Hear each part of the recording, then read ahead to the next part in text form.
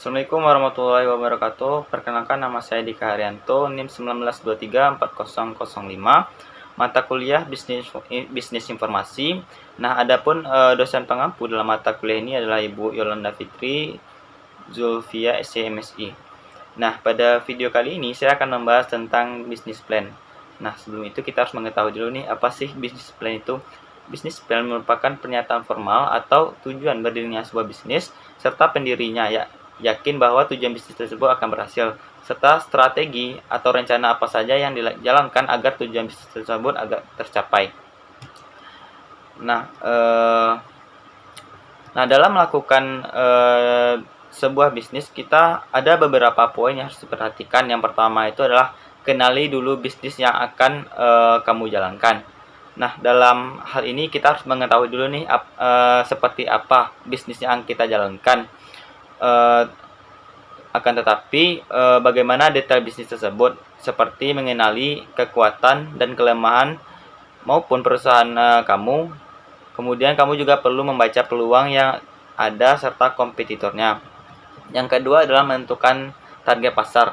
Nah, target pasar ini harus kita perhatikan juga supaya kita bisa menyusun rencana dan strategi yang tepat terhadap bisnis plan yang kita buat.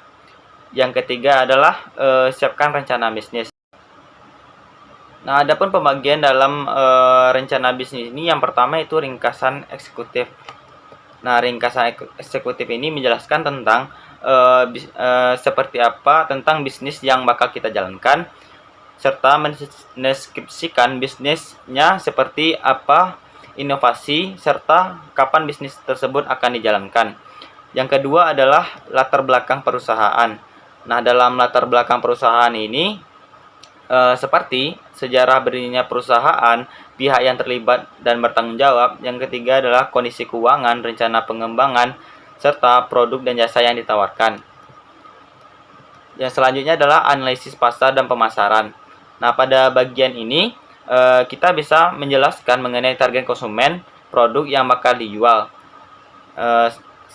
Selain itu, kita perlu menjabarkan analisis kuantitatif, kualitatif, karakteristik, tingkat kompetisi, strategi promosi, dan harganya.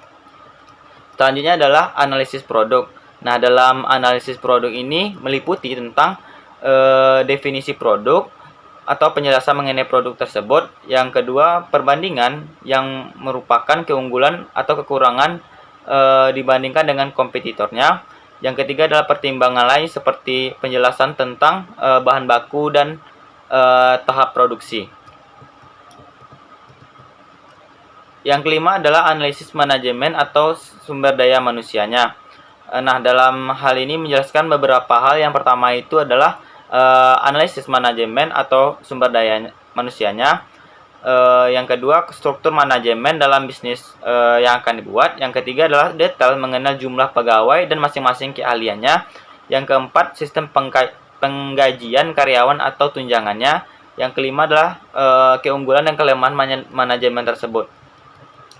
Yang kelima adalah analisis keuangan. Nah, dalam sebagaimana kita ketahui, keuangan ini sangat berpengaruh terhadap bisnis plan. Nah, adapun poin-poin dalam analisis keuangan ini, yang pertama yaitu analisis keuangan perusahaan. Yang kedua, perkiraan pendapatan perusahaan. Yang ketiga, modal yang sekarang dimiliki. Yang keempat, besarnya dana yang diperlukan. Yang kelima, detail biaya operasional harian, bulanan, hingga tahunan. Yang terakhir adalah dana darurat perusahaan. Yang terakhir adalah risiko dalam sebuah bisnis.